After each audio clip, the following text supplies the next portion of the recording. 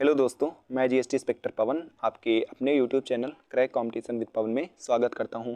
तो आज हम लोग इस वीडियो में हमारी जो मैथ्स की कंप्लीट स्ट्रेटजी रही थी, सीजीएल प्री से लेके मेंस तक की जो स्ट्रेटजी रही थी उस पर डिस्कशन करना चाहेंगे। और ये वीडियो आप सभी लोगों के लिए काफ़ी हेल्पफुल रहेगी। और इस वीडियो में हम आज जो भी मतलब कहाँ से सिलेबस हमने मैथ्स का कंप्लीट किया था, किस तरीके से रिवाइज करते थे और कई सारी अदर्स बातों पे मतलब डिस्कशन करेंगे। और सबसे पहले हम बता देना चाहते हैं कि हमारे जो एसएससी सीजीएल मेंस में जो स्कोर रहा था वो मैथ्स में 90 आउट ऑफ 90 रहा था, यानी फुल स्कोर रहा था। इसी तरीके से जो मैंने CHSL दिया था 2022 का, उसमें 50 आउट ऑफ 50 यानी फुल स्कोर रहा था। और ये भी बता देना चाहते हैं कि जो हमने जैसे हमने क्या बताया कि जो सीजीएल मेंस हमने दिया था उसमें हमारे स्कोर जो रहे थे, क्योंकि वो 90 मार्क्स का होता है, तो इसमें हमारे 90 आउट ऑफ 90 रहे थे। और जो CHSL का एग्ज़ाम हुआ था प्री का, इसमें हमारे 50 आउट ऑफ 50 स्कोर रहे थे। और ये हमने डाला भी है स्कोर कार्ड इसी चैनल पे। और जो UPSC CDS का एग्ज़ाम होता है, जो कि UPSC कराती है डिफेंस का एग्ज़ाम, तो इसमें हमने 2022 का एग्ज़ाम दिया था और इसमें हमारे 78 मार्क्स रहे थे और ये 100 मार्क्स का पेपर होता है मैथ्स का। तो इन सभी चीज़ों को देखते हुए कि आप अंदाज़ा लगा सकते हैं कि हम जो स्ट्रेटजी बताएंगे वो काफ़ी सॉलिड होगी, क्योंकि हमने उसी स्ट्रेटजी से काफ़ी अच्छा स्कोर किया है। तो आप बेफिक्र होकर इस स्ट्रेटजी को फॉलो कर सकते हैं या काफ़ी गाइडेंस ले सकते हैं। तो चलिए बिना किसी देरी के हम स्टार्ट करते हैं। सबसे पहले आपको करना क्या है कि किसी भी टीचर को फॉलो करना है जो आपकी नज़र में अच्छे होंगे और जो अच्छा पढ़ा रहे हैं, और एग्ज़ाम रिलेवेंट होना चाहिए वो। और सिलेबस भी इतना नहीं खींचना चाहिए कि एक साल सिलेबस ही खींचे तो आप एग्ज़ाम में कब अपीयर होंगे या रिवाइज़ कब करेंगे।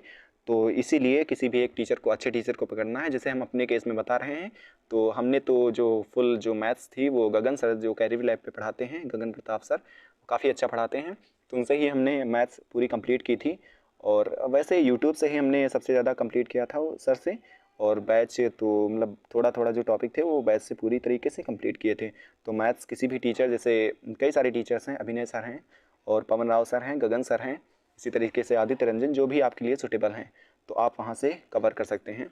और यहाँ से आप जो मैथ्स कवर करेंगे उनके जो नोट्स हैं वो काफ़ी लॉन्ग नहीं बनाने, क्योंकि एग्ज़ाम टाइम में रिवाइज़ नहीं होगा तो उस चीज़ का कोई फ़ायदा नहीं है, हम कई बार बता चुके हैं। तो इसीलिए उनके काफ़ी शॉर्ट नोट्स बनाने हैं जो एग्ज़ाम टाइम में रिवाइज़ हो पाएँ।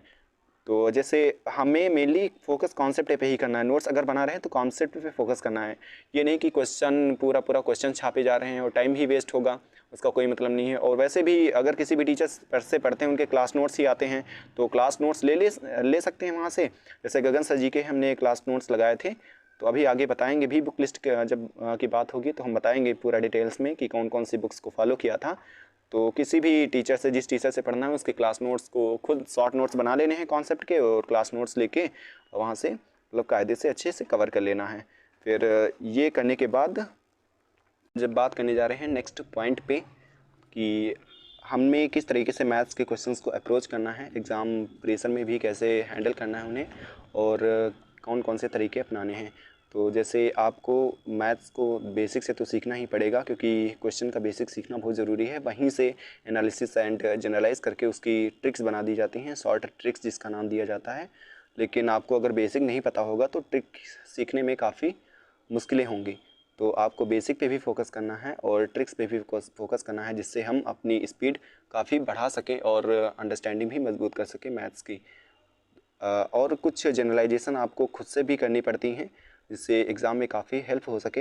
जैसे हम इसका एग्जांपल देंगे कि अपने केस में जैसे हमने देखा था कि एक क्वेश्चन आया था CGL 2017 में, और ये प्रीवियस ईयर का क्वेश्चन है और काफ़ी ट्रेंड में भी रहता है, रिपीट हुआ करता है, और ये 10th की NCERT में भी दिया हुआ है। क्या है क्वेश्चन, ये डायरेक्ट एक हिसाब से थ्योरम ही होती है। अगर इसको एनालाइज किया जाए तो काफ़ी हेल्प होगी आगे। 1/1 + tan theta plus 1/1 + cot theta, इसकी जो वैल्यू होती है, जैसा कि हम लोग जानते हैं कि 1 + tan थीटा होती है और प्लस cot थीटा, तो इसकी वैल्यू होती है 1 + tan थीटा और प्लस cot थीटा। तो CGL 2017 में क्वेश्चन कैसे आया था कि पूछा गया था, ये वाली दे दी गई थी एक्सप्रेशन और इसकी वैल्यू पूछी गई थी, और ये जो ऑप्शंस में ये था एक ऑप्शन, तो यही आंसर हो जाएगा। इसी तरीके के ऑप्शन थे 1 + tan square theta plus cot theta, 1 + sin theta plus cot theta, इसी टाइप में ऑप्शन थे, लेकिन ये ऑप्शन सही था। अच्छा, ये 2017 का क्वेश्चन था। आप इसे कर सकते हैं ऑप्शन उस रख के, पुटिंग ऑप्शन जो पुटिंग वैल्यू पुटिंग होती है उससे भी कर सकते हैं और बेसिक से भी क्वेश्चन कर सकते हैं, लेकिन हम केवल इसको एनालिसिस करके हमने बाद में कैसे इसे यूज़ किया था, मॉक टेस्ट में मिला था, तो हम बताएंगे। थ्योरम पे बेस्ड, यानी जो 2017 में क्वेश्चन आया था इसी टाइप में, बस क्वेश्चन का थोड़ा सा फॉर्म चेंज कर दिया। क्वेश्चन 2000 CGL के 2018 में क्वेश्चन आया था कि क्या क्वेश्चन आया था, 1/1 + tan theta plus 1/1 + cot theta, और पूछा गया था बराबर 1 + k के इक्वल है। तो यहाँ पर k की वैल्यू पूछ ली गई थी, बस एक स्टेप आगे बढ़ गया है। और इसमें ऑप्शन इस तरीके से दिए थे कि sin theta into cos theta, second option था tan theta into cot theta, और थर्ड ऑप्शन था sec theta into cosec theta, and fourth option इसी टाइप में tan theta into sec theta. तो इसी तरीके से ऑप्शन बनाए गए थे। आप देख सकते हैं कि जैसे 2017 में ये क्वेश्चन पूछा गया, केवल हम यहाँ पर एग्जांपल लेके प्रयास कर रहे हैं बताने की, तो आप समझिएगा। जैसे 2017 में जो क्वेश्चन आया था, इससे पहले सेम इसी टाइप में क्वेश्चन था, बस यहाँ पर हम जानते हैं कि वहाँ से अगर जनरलाइज किया हो, ध्यान दिया हो कि इसकी वैल्यू क्या थी, 1 + tan theta plus cot theta. इसकी जो एक्सप्रेशन होती है, इसकी जो राइट साइड में जो वैल्यू थी 1 + tan theta plus cot theta, लेकिन यहाँ पर इस तरीके से क्वेश्चन पूछा गया और यहाँ पर k की वैल्यू पूछ ली गई। अब देखा जाए तो सेम क्वेश्चन है, बस थोड़ा 2-3 स्टेप आगे बढ़ जाते हैं, इसीलिए क्वेश्चन हमें डिफ़िकल्ट लगने लगते हैं, वरना क्वेश्चन पुराने ही होते हैं। क्योंकि यहाँ पर k की वैल्यू हम जानते हैं कि क्या होनी चाहिए, tan theta plus cot theta होनी चाहिए, tan theta plus cot theta, लेकिन यहाँ पर ऑप्शन तो कहीं है नहीं। आप इससे कंफ्यूज नहीं होइए, क्योंकि ये इनटू में है, ये प्लस में नहीं है। तो tan theta plus cot theta, अगर इसको हम सॉल्व करेंगे तो ये तीसरा ऑप्शन निकलेगा। ये tan theta plus cot theta एक खुद जनरलाइज फार्मूला होता है, sec theta into cosec theta. तो ये कई सारी चीज़ें हमें याद रखनी पड़ती हैं। जैसे अगर 2017 में मतलब ये जो क्वेश्चन आया था, तो इस पर हम काफ़ी अगर एनालाइज करते और ये वैल्यू डायरेक्ट याद होती, तो इससे यहाँ पर आने में मतलब मुश्किल से 10 सेकेंड का टाइम लगता, तो हम डायरेक्ट इस क्वेश्चन को टिक कर सकते थे। तो ये हो गया, मतलब जनरलाइजेशन का इफेक्ट होता है कि हम जो पास्ट में क्वेश्चन आए हैं उनको कितना उस पर फोकस कर पा रहे हैं, और उनसे काफ़ी हेल्प होती है आगे। और ट्रिक्स तो टीचर बताते ही हैं, लेकिन आपको कई सारे मेथड्स जनरलाइज करके, हमने एग्जांपल लिया था। अब आप इस एग्जांपल से सीख सकते हैं कि किस तरीके से जो पास्ट ईयर के क्वेश्चन होते हैं उनकी थोड़ी सी फॉर्म चेंज करके नेक्स्ट ईयर में वो क्वेश्चन डाल दिए जाते हैं, और ऐसा लगता है ये नए पैटर्न के क्वेश्चन है, लेकिन कुछ उसमें नया नहीं होता है, वो पुराने पैटर्न के ही होते हैं, बस थोड़ा सा बदलाव किया जाता है। इस पर हमें ये फोकस करने की ज़रूरत है, जो पास्ट ईयर के क्वेश्चन हैं थोड़ा उन्हें हमें एनालिसिस करते हुए लगाना है, क्लेम करके तुरंत नहीं लगा के आगे बढ़ जाना है, थोड़ा सा उस पर फोकस करना है कि इससे फ्यूचर में क्वेश्चन क्या बन सकता है। तो जैसे हम कुछ और तरीके बताते हैं, जैसे हमारे एक CGL जो हमने दिया था, CGL 2022 में प्री में जो हमने पेपर दिया था, उसमें क्वेश्चन आया था, हमारे ही शिफ्ट में क्वेश्चन आया था कि एक काफ़ी फेमस क्वेश्चन हुआ ये, कि एक लॉक है और लॉक का पासवर्ड ABCD के फॉर्म में है, और ABCD यहाँ पर क्या है, डिजिट है। उसमें लिखा था साफ साफ कि ये डिजिट है, और इस तरीके से ये नंबर हैं कि जो A है, A के दोगुना B है, और B के दोगुना C है, और C के दोगुना D है, यानी B A के दोगुना है, C B के दोगुना है, और D जो है C के दोगुना है, और ये सिंगल डिजिट नंबर है। तो ये पूछा गया था कि जो ये लॉक होगा वो किन नंबर से डिविजिबल होगा। तो उसमें कई सारे ऑप्शंस थे, हम उनको ऑप्शंस भी लिखे दे रहे हैं, जैसे 2 था, 3 था और 7 था। फिर इसी तरीके से सेकेंड ऑप्शन था 2, 3, 11, और तीसरा ऑप्शन था 3, 4 एंड 15 था, और उसके बाद चौथा ऑप्शन था 2, 3 और 13। तो इस क्वेश्चन को हमने कैसे किया था, तो ये नंबर सिस्टम का बेस्ड क्वेश्चन है, और काफ़ी आसान क्वेश्चन पूछा गया था, लेकिन इसको अगर अप्रोच कर पा रहे हैं, वरना ये डिफ़िकल्ट क्वेश्चन हो सकता है आपके लिए अगर आप इसे अच्छे तरीके से नहीं लगाते हैं। तो सबसे पहले हम इसको सॉल्व कराने की कोशिश करते हैं कि ये आप क्वेश्चन की लैंग्वेज समझ गए होंगे। तो यहाँ पर जो डिजिट थे वो इस तरीके से थे कि ABCD के फॉर्म में थे, तो उन्हें हमें मतलब पता करना था कि किससे डिविजिबल है। तो हमने अगर ABCD के फॉर्म में है ये डिजिट और ये डिजिट है सिंगल डिजिट, तो इसमें केवल एक ही वैल्यू पॉसिबल हो सकती है कि अगर हम एक ही वैल्यू, अगर हम 0 लेंगे तो सभी 0 हो जाएंगे, जो कि मतलब कोई सेंस नहीं बनता है इस चीज़ का। तो यहाँ पर अगर हम 1 ले लें, A की वैल्यू, तो B की वैल्यू 2 होनी चाहिए और C की वैल्यू 4 एंड D की वैल्यू 8 होनी चाहिए, और इसके अलावा कोई पॉसिबल वैल्यू होगी नहीं। 1248 ही एक संख्या है जो इस लॉक को, जो पासवर्ड है, सेटिस्फाई करेगी। तो बस यही पूछा गया है कि ये किससे डिविजिबल होगा, तो ये डिविजिबल किससे होगा। तो हम कई सारे स्टूडेंट्स में चेक करेंगे ऑप्शंस के कि किस तरीके से कौन से ऑप्शन यूज़ किए जाए। तो सबसे पहले ऑप्शन एलिमिनेट भी कर सकते हैं कि ये वाला ऑप्शन तो हो ही नहीं सकता, क्योंकि लास्ट में 8 आ रहा है, तो ये 15 से तो डिविजिबल नहीं हो सकता है, उसमें 5 या 0 होना चाहिए था लास्ट में, तो थर्ड ऑप्शन तो हो ही नहीं सकता है। अब ये ऑप्शन बचे 2 3 7, 2 3 11, 2 3 13। तो एक चीज़ हमने जनरलाइज़ किया था जब पेपर मतलब वो पहले प्रैक्टिस कर रहे थे कि जैसे इस तरीके से नंबर लिखी है, 12 लिखा है 48, तो ये डायरेक्ट देखा जाए तो ये 4 गुना है, तो यानी ये 104 से संख्या करती है। काफ़ी प्रैक्टिस करनी, जैसे 1236 है, आप एग्जाम्पल ले लीजिए, तो 103 से करती है क्योंकि ये 3 गुना है। इसी तरीके से अगर 735 संख्या है तो 7 और 5 35 है, तो 105 से करती है। तो ये चीज़ें हमने काफ़ी एनालाइज़ की थी, तो यहाँ डायरेक्ट देख लिए क्योंकि ये संख्या 104 से कट रही है।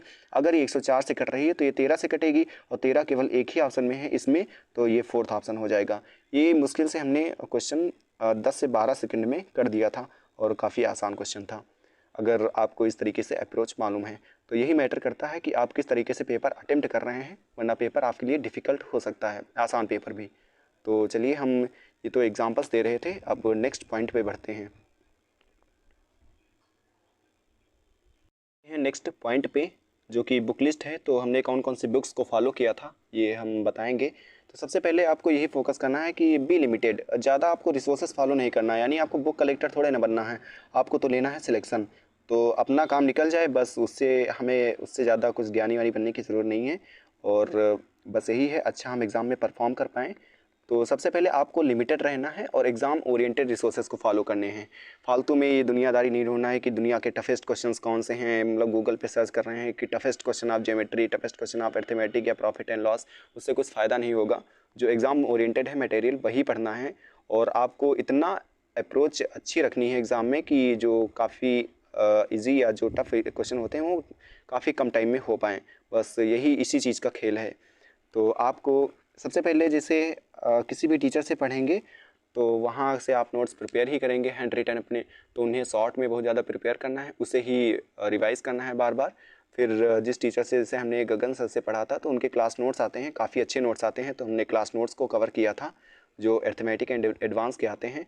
फिर अगर इसकी बात मैंने करेंगे कैलकुलेशन की, और अगर आप प्रीवियस ईयर बुक लगाना चाहते हैं, हालांकि ये बता देना चाहते हैं, अगर अभी क्लास नोट्स लगाते हैं गगन सर के जो हमने लगाए थे, तो उसमें प्रीवियस ईयर इनबिल्ट होता है, तो आपको ज़्यादा भटकने की ज़रूरत नहीं है। इसीलिए हम कहते हैं बी लिमिटेड, एक ही बुक को फॉलो कीजिए, उसे ही बार बार कीजिए, तो इससे ज़्यादा फ़ायदा होगा, ना कि मल्टीपल रिसोर्सेज को फॉलो करके। तो उसके बाद किरण, हालांकि हमने की जो किरण प्रीवियस थी ईयर थी, जो स्टार्टिंग में हमने जब तैयारी चालू की थी, तो इसे कवर कर लिया था। तो आप प्रीवियस ईयर बुक में किरण को फॉलो कर सकते हैं या पिनाकल बुक को फॉलो कर सकते हैं। तो अब हम आते हैं किस पे, कैलकुलेशन, जो सबसे ज़्यादा एस्पिरेंट को जो तकलीफ़ देती है चीज़, और ये TCS पैटर्न आने से तो बहुत ही प्रॉब्लम हुई है इस चीज़ से। तो सबसे पहले मेन बात आती है इस पे कैलकुलेशन की, कि कैलकुलेशन को कैसे इम्प्रूव किया जाए, और एग्ज़ाम में परफॉर्म करने के लिए, अच्छा परफॉर्म करने के लिए कैलकुलेशन एक सबसे अच्छा टूल होता है। तो हम किस पे बात करेंगे अब, कैलकुलेशन। सबसे पहले बता देते हैं कि जो कैलकुलेशन की एक स्पेशल बुक अब जो ट्रेंडिंग में चल रही है, इंस्पेक्टर चालीसा, तो आप इसे ले सकते हैं, नंबर से खेलना इसमें बताया गया है। तो हम बताते हैं कैलकुलेशन के लिए करना क्या है। सबसे पहले कैलकुलेशन के लिए आप डेली से 15 to 20 मिनट्स मिनिमम, एटलीस्ट इतने होने चाहिए मिनट्स स्पेयर करना है कैलकुलेशन को इम्प्रूव करने के लिए। डेली बेसिस पे आप इसे स्पेयर कर सकते हैं, ठीक। और अगर आप आधा घंटे भी निकाल पा रहे हैं तो वेल एंड गुड, ये काफ़ी सफिशिएंट होगा। तो आपको इस 15 से 20 मिनट में डेली करना क्या है, मैथ्स लगाने से पहले पहला स्टेप जो यही होगा, यही करना है जो हम करते भी थे डेली। तो आपको इसमें जैसे टेबल्स हो गई, टेबल्स जो हम प्रीवियस वीडियो में भी बता चुके हैं, अपनी जो ओवरऑल स्ट्रेटजी थी, तो उसमें भी बताए थे, जो टेबल्स हैं वो आपको 1 से 30 तक तो मिनिमम याद ही कर लेनी है, और अगर कई स्टूडेंट्स 1 से 40 तक, जैसे हमने भी 1 से 40 तक याद कर लिया था, तो आप वो भी कवर कर सकते हैं, लेकिन 1 से 30 तक तो रिक्वायरमेंट होती है। तो आप याद कर लीजिए, काफ़ी हेल्पफुल होगी। और टेबल्स में हम इसमें थोड़ा और डिटेल में जाना चाहेंगे कि टेबल्स को किस तरीके से याद करना है। मेन चीज़ तो ये होती है, बता तो सब कोई देता है, लेकिन टेबल्स को किस तरीके से याद करना जिससे एग्ज़ाम में काफ़ी फ़ायदा हो हमें। तो सबसे पहले टेबल्स ये होती है कि 1 से 20 तक तो हम जब बचपन में होते हैं तभी याद कर लेते हैं। बस आपको क्या करना है, फिर 21 से 30 तक की जो टेबल है इसमें थोड़ा मेहनत करनी पड़ेगी। तो इसमें हम 1 से 20 तक का याद तो है, लेकिन हमें इसमें स्पेशल तरीका और मतलब थोड़ा इसमें इम्प्रूवमेंट लानी है, लेवल और बढ़ाना है, जिससे एग्ज़ाम में काफ़ी हेल्पफुल हो सके। तो इसको हम एग्जाम्पल सहित पूरा अच्छे से डिटेल में समझाएंगे। तो 1 से 20 तक के टेबल में हम लोग जैसे याद करते हैं, जैसे 13 का टेबल याद करते हैं, जैसे पहाड़ा बोलते हैं, मेनली हम लोग पहाड़ा ही बोलते हैं। तो 13 का जो पहाड़ा याद करते हैं, 13 का पहाड़ा कहाँ तक याद करते हैं, 10 तक पहाड़ा याद करते हैं, और 130 तक का, यानी 13 से 130 तक जाते हैं। लेकिन आपको यहाँ नहीं रुकना है, 13 का पहाड़ा 20 तक का याद करना है। हमारी बात आप समझ रहे होंगे कि यानी जो 1 से 20 तक का पहाड़ा है वो 10 तक की लाइन तक नहीं याद करना, हमें 10 तक रुकना ही नहीं, हमें 20 तक रुकना है। इसका मतलब जो 13 का पहाड़ा या मतलब जो भी 13, 14, 15 इस तरीके से है, आपको 15 धाम 150 तक नहीं रुक जाना है, 15 गुणे 11 भी सीखना है, 15 गुणे 12, 15 गुणे 13, 15 गुणे 14 इसी तरीके से सीखना है। हम ये क्यों कह रहे हैं, क्योंकि इससे काफ़ी कैलकुलेशन में हेल्प होती है और कई सारे रीजनिंग के भी क्वेश्चन इससे हैंडल हो जाते हैं, काफ़ी आसान हो जाते हैं, और मल्टीपल निकालना भी हम लोग आसानी से सीख लेते हैं। तो हम एक एग्जाम्पल देते हैं, जैसे 17 का टेबल है, हम 10 तक याद करते हैं, जो कि 170 हो जाता है। लेकिन इससे आगे भी बढ़ना, हमें ये भी याद होना चाहिए कि 17 × 11 जा 187 होता है, और इसी तरीके से 17 × 18 जा 306 होता है। ये भी चीज़ें हमें याद होनी चाहिए। ये 1 से 20 तक ही केवल करना है, और 21 से जो 30 तक का पहाड़ा है ये नॉर्मल हमें 10 तक ही याद करना है। और ये चीज़ आप करके देखिए, हमने पर्सनली किसी ने बताया नहीं था, लेकिन हमने ये पर्सनली किया था, और इससे काफ़ी हमारी कैलकुलेशन इंप्रूव हो गई थी। कई सारी चीज़ें फिंगर टिप्स पे रट गई थी इससे। आसान क्वेश्चन जो कैलकुलेटिव होते थे वो भी आसान हो जाते थे। अच्छा, इसका एग्जांपल हम किस तरीके से ये चीज़ें जो होती हैं ये रीजनिंग में हेल्प की, ये भी हम बता देते हैं। जैसे एक क्वेश्चन प्रीवियस में ही पूछा गया है, रीजनिंग का क्वेश्चन है, और ये मैथ से काफ़ी अच्छे से हैंडल हो जाएगा। एक क्वेश्चन पूछा गया है कि फाइंड ऑड वन आउट, जो होता है ना फाइंड ऑड, ये जो 4 ऑप्शन दिए जाते हैं उसमें कौन सा डिफरेंट है वो हमें फाइंड आउट करना है। फर्स्ट ऑप्शन, सेकेंड था, और थर्ड ये प्रीवियस क्वेश्चन है। ये ऑप्शन कैसे थे कि यहाँ पर दिया हुआ था 15, और यहाँ पर दिया हुआ था 240, और उसके बाद 19 दिया हुआ था, और दिया हुआ था 342, और उसके बाद 17 दिया था, और यहाँ पर दिया था 307, और उसके बाद 16 दिया था, और यहाँ पर दिया था 372। ऐसे ही ऑप्शन थे। 372 सॉरी, यहाँ पर 272 दिया था, 272। तो इस तरीके से कुछ ऑप्शंस थे।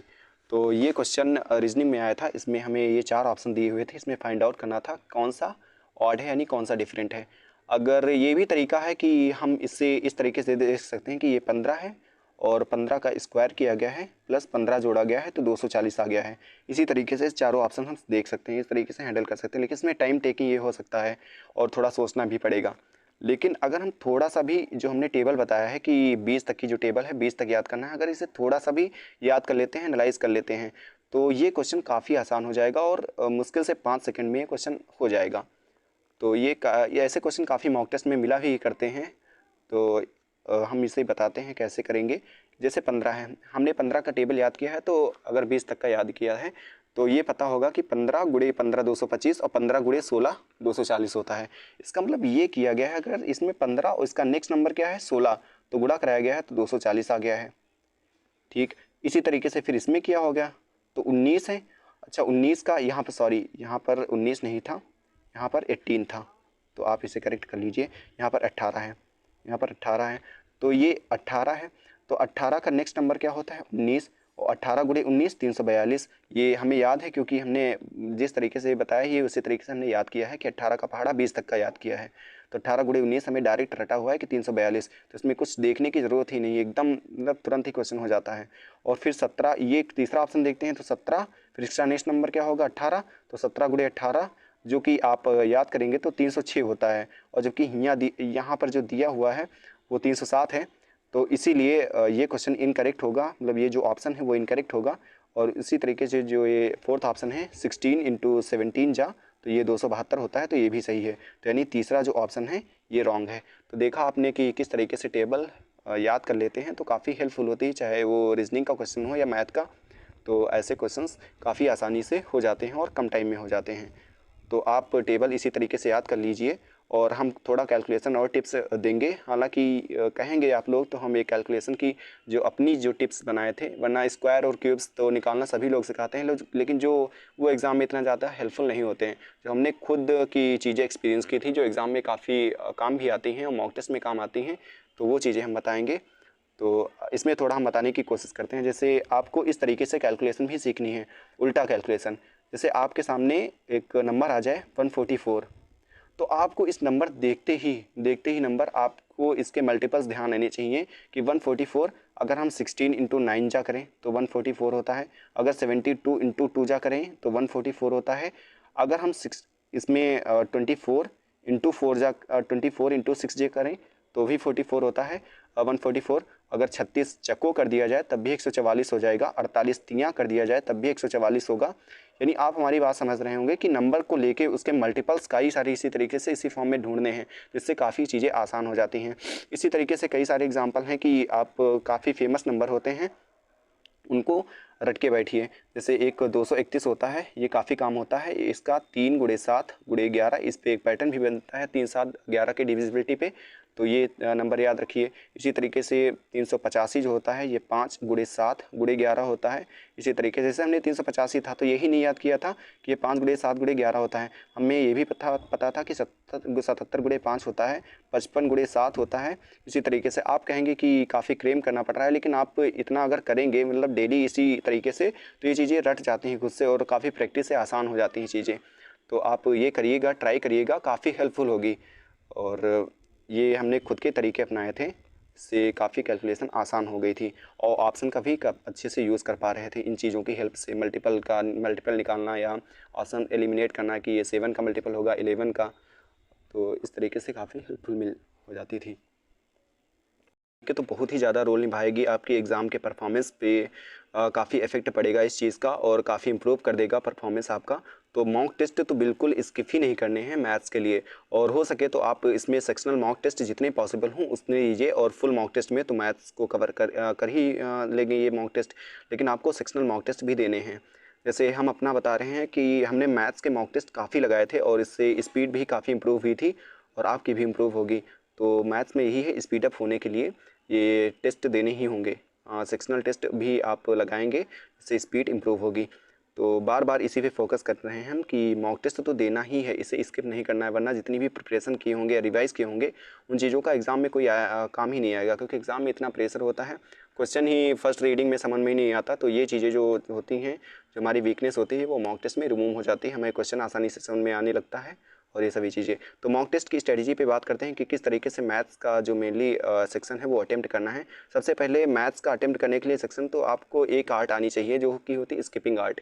तो स्किप करने की आर्ट, यानी कोई क्वेश्चन अगर हमें दिखता है और देखने पे ही लग जाता है, अगर हम प्रैक्टिस किए हुए हैं कि ये क्वेश्चन हमसे हो पाएगा फर्स्ट गो में या नहीं हो पाएगा, तो आप उस क्वेश्चन को अगर लग रहा है कि ये फर्स्ट गो में हम कॉन्फिडेंटली कर ही पाएंगे 100%, तभी वो क्वेश्चन को टच कीजिए, वरना आप छोड़ दीजिए। इतना मत सोचिए कि हाँ ये बाद में होगा या नहीं होगा, लेकिन आप उस टाइम कम से कम जो टाइम मिला है उसे बर्बाद ना कीजिए, वेस्ट ना कीजिए।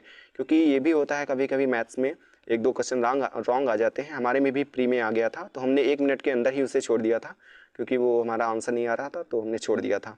तो इसी तरीके से आप करना है, स्किपिंग करनी है, स्किप की आर्ट आनी चाहिए। अगर कोई क्वेश्चन 3-4 लाइन का दिख रहा है, आप उसे बिना पढ़े स्किप कर दीजिए, क्योंकि अगर 3-4 लाइन का क्वेश्चन मैथ्स का है और इतना हमें कम टाइम मिलता है, 1 घंटे में चारों सेक्शन करने होते हैं प्रीलिम्स में, और मेंस में तो 1 घंटे में 60 क्वेश्चन करने होते हैं रीजनिंग और मैथ्स के मिला के।